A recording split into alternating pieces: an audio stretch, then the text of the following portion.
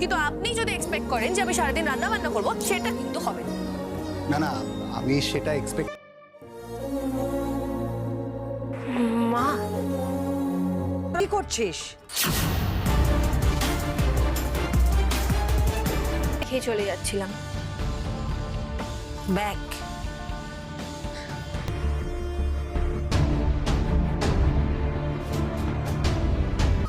আমি কি করব বলুন তো? দেখুন, এরকম আগেও হয়েছে যে মা আমার সঙ্গে দাদুর এত নেওয়াটা হয়ে গেছো, এত প্রশ্রয় পেয়েছো যে তুমি বেসিকটাই ভুলে গেছো যে একটা। চলো।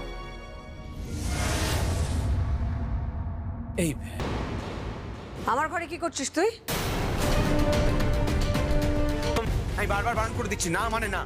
এবার কিন্তু বাড়াবাড়ি হয়ে যাচ্ছে কম্পাস। আচ্ছা, হয়েছে, ওটা আমার মায়ের ঘর। আসো।